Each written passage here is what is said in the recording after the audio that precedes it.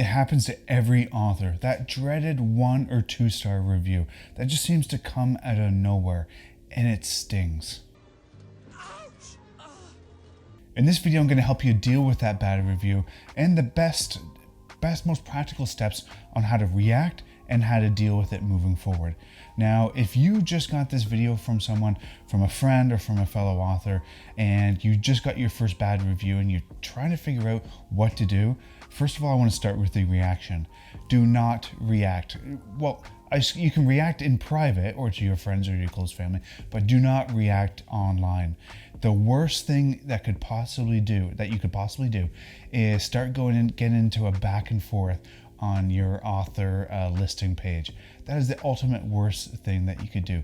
So take a deep breath. Yes, you can vent. You can vent to the screen that you're watching this on. You can vent to me. You can find a family, friend, give them a call, vent to them. Do not post anything. Do not reply to it on your Amazon listing or on the Goodreads listing. And I know this might be tempting, and I know I'm really, sticking on this point for a long time because I know how tempting it is. But trust me, it's only going to make things worse.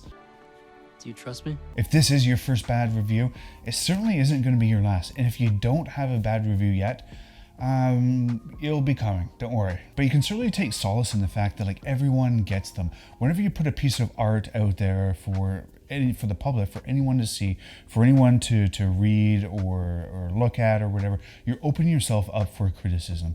And because it is fairly subjective, this art form of writing, whether it be a fiction or a nonfiction book, there's some art form behind it.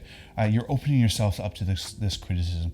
So if you achieve any level of success, you are going to get a bad review. And strangely enough, in extreme cases, they can actually create some buzz around your book. Like this one that was created around this whole craziness and really kind of took off with a lot of bad reviews. They clearly really took the approach of any press is good press, regardless if it's bad or not. But now that we know how to react or how not to react, let's go into the practical steps in terms of how to take this review and move forward with it. And to come up with these 5 steps, I polled my Facebook group. If you're interested in joining, I'll leave a link down below. It's a free Facebook group open to anyone where we talk about bad reviews and promoting books and self-publishing in general.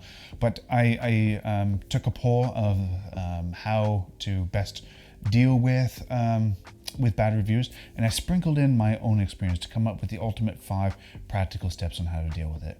And step number 1 and 2 is both looking at your book. And depending on what is written in the review, one of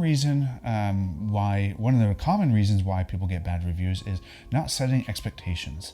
So if this is a nonfiction, maybe you're setting expectations way too high in what they can achieve.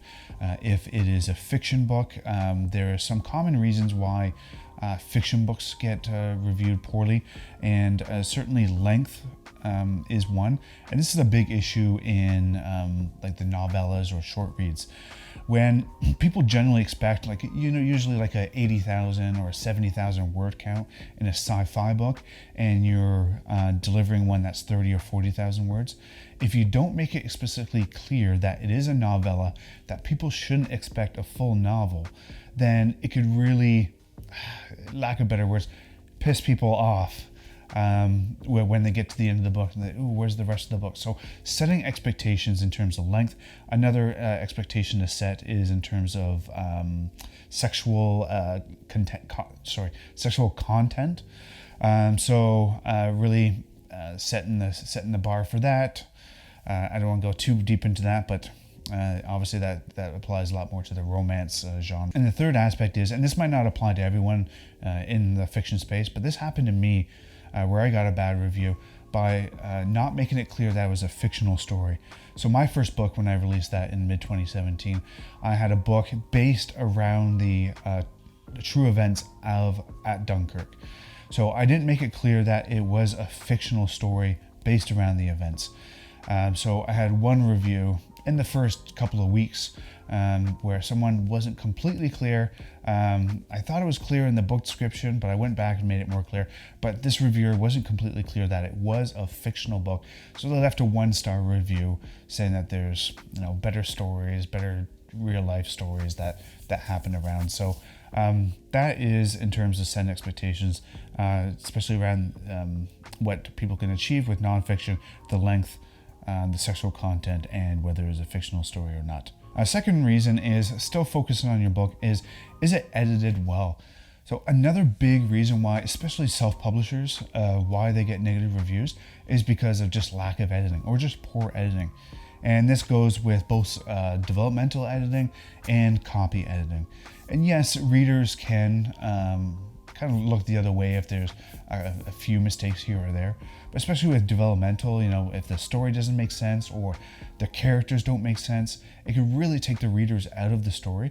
And if you start getting, negative review, you might start, I might have to either maybe remove the listing entirely and go get,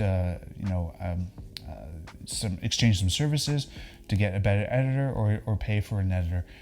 So that's one of the issues you might come across, in that being the editing. Step number 3 is just recognizing what platform it's on. So in general, readers give a harsher rating on Goodreads versus Amazon.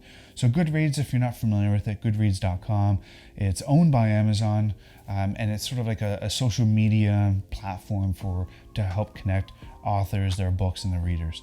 And this is where you find a lot more passionate readers and people who review. Goodreads kind of has this reputation, deserved or not, in the indie author space, that a lot of reviewers there can just be savages. That's not necessarily the case in my experience, but you can look at any sort of book, look at the review on Amazon, and compare it to the review on Goodreads. 9 times out of 10, the review on Goodreads is going to be lower than the one on Amazon. So just recognize that on Goodreads, you're more likely to get a negative review. Number 4 is understanding that actually negative reviews can actually be good. Not only can it alert you to some potential issues with your book, like we talked about in the previous steps, but a book with just nothing but 4 or 5-star reviews, it kind of looks fake. To me, certainly. I want some bad reviews in there, because generally when you're writing a book, you're not writing it for everybody. There's going to be some people that don't like it, and some of those negative reviews can actually lead to some people purchasing your book. For example, spicy romance authors, whenever they get a negative review about especially spicy scene or graphic content, for readers that are looking for that, that's going to attract them to that type of book. So again, we don't want to set the expectations that we don't have these, but you are, even if you do set expectations, you are probably going to get a couple of negative reviews, especially if you do really go overboard in the erotica and you don't make it 100% clear. But the negative reviews can help you when people read that, and that's what they're looking for. And before I get into the last step, if you're liking this video so far and you're finding it helpful, definitely leave a like on the video. It's really helpful, especially for a new channel like this. And the last and 5th step is taking a look at it, from what's the saying, the 1,000-foot view. Once your emotions calm down, and just really understanding, is the review even justified? Like I talked about earlier in the video, you're not going to please everyone. And one really cool tip that I have to give credit for somebody in my Facebook for pointing out is, if you really want to drive this home, is take your favorite author, find their book on Amazon, or better yet, Goodreads, and look at their negative reviews. This could be a real eye-opener and help remind you that you can't please everyone all the time. Now, those were the ultimate 5 steps to take that negative review, reframe it, and how to best move forward. The most important takeaway is don't react online. The worst thing you can do is get into a back and forth with somebody in your product listing. Now, what do you think of these steps? Did I miss one? What is your go-to method to get over a negative or a bad review? Comment below and let me know. I'm Denis with Weekend Publisher. I'll see you in the next video.